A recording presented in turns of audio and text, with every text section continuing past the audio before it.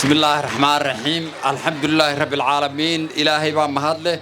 سوكان كينا ينغو نبض قبنا عافمات قبنا عدي لبدا سي ka baqanteena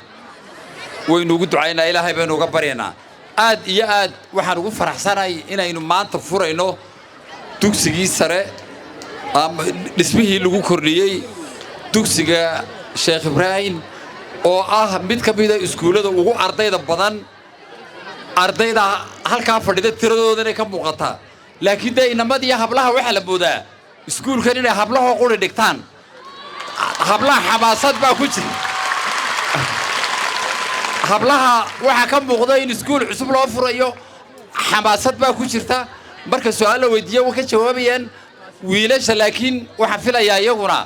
inay intoodii u dambayso wali ay marka ugu dambayso soo biirinayaan waxa iskuulkan marka ay dadku wax wada qabsadaan wixii noo muujinayaa midha dhalka ka soo baxaya maamulaha dugsigana waa 3 dugsi weeyaan hoose dhexe sare waxaan u maleynayaa maamulaha ugu dadaalka badan Soomaaliland inuu yahay waa maamulaha qure ilaa Hargeysa yimaada ee meel walba taga ee iskuulka de horumarkiisa ama isagoo halka jooga nala soo xidhiidha maanta iskuulkan inuu furayno de madaxweynihii baa joogo inoo furaya oo hadal badan oo kale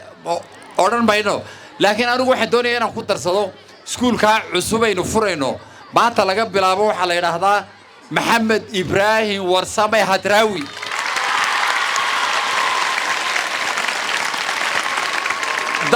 dadkeena wax qabadka badan soo qabtay